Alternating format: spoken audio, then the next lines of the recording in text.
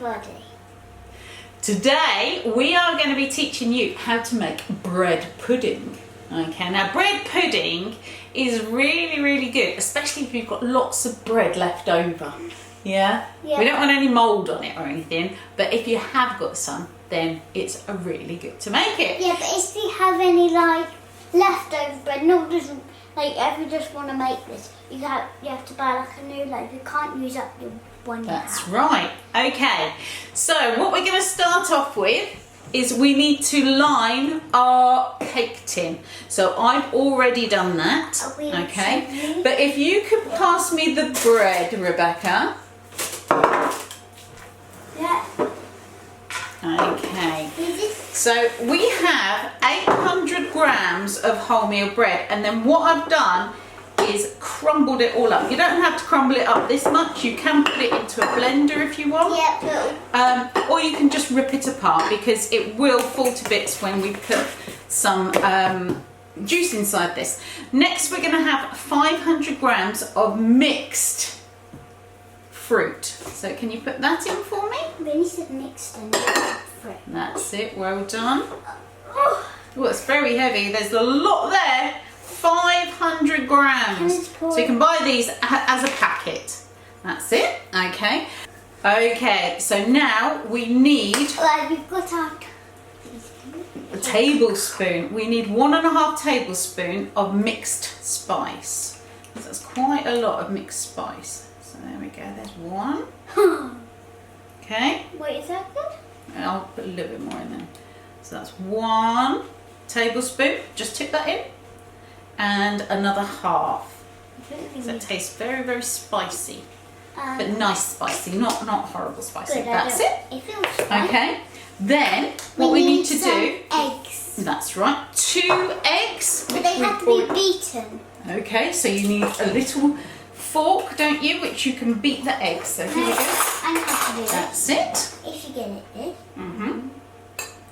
And what we need is some brown sugar. You can use any sort of brown sugar really. And that is 140 grams of brown sugar. You can also put a zest of 1 lemon in here if you like, but that's not necessary. Okay, how are we doing? Very good. Okay, then what we need to do is tip that egg mixture into here. So that's 2 eggs. Tip it all in. That's right. Put that to the side. And then we need 600 milliliters of milk. Okay, you can use any milk really. I'm gonna get this. If you're dairy free, you might need to use dairy free or lactose free milk. I'm dairy so that's free. 600 mils.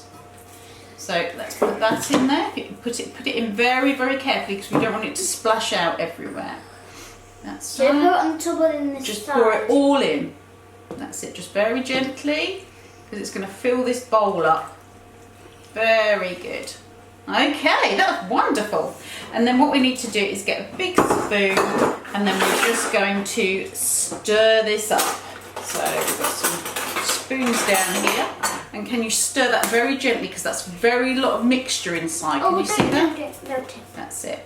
And then what we're going to do, we're going to mix all that together and then we're going to put it to the side for 15 minutes. So you need to set a timer. But you have to put some clear stuff over it. That's right, you put some cling film over it so you don't get any bacteria into it.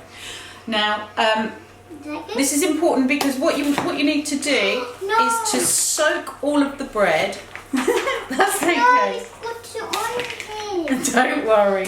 So you want all of the liquid to soak into the bread. But you're not allowed to eat egg raw. But no, that's right. And also, it just swells up the fruit a little bit to make it very nice and moist. Okay, now some people get this confused with bread and butter pudding, but this is not bread and butter pudding. Because it has fruit.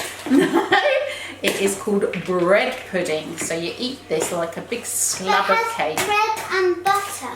It will have butter in it, but we don't put the butter until afterwards. So what we need is 100 grams of butter, just put into the side, And then once this 15 minutes is up, we will melt that in the microwave for 30 seconds and then put that in here. But what we're going to do, you can stop your video now and go off and leave this for 15 minutes. So see you in a minute.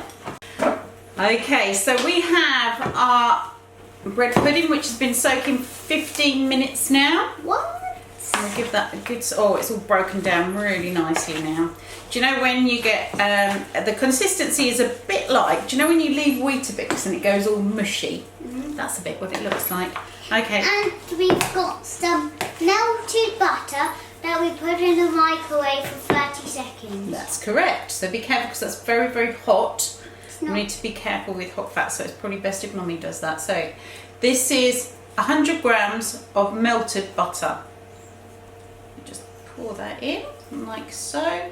Give that a really good stir. And we've had the oven warming at 170 degrees. It's 80. Now this one we've turned it down to 170. There's 180 at the start. It was at the start, but we turned it down to 170 now. Okay, so we're going to pour this into the tin. There we go, like this. Just chuck it all in there, plop it in, and then there's some sugar over there, Rebecca, if you can pass me the sugar. And just spoon it all around so it's all squashed in. Okay, and then we need a couple of teaspoons of that. So we've got granulated brown sugar, and we're just going to do this very, very quickly. I will do this. Okay, here we go. Just sprinkle it all over the top, and then we're going to place it into the oven for about an hour and a half.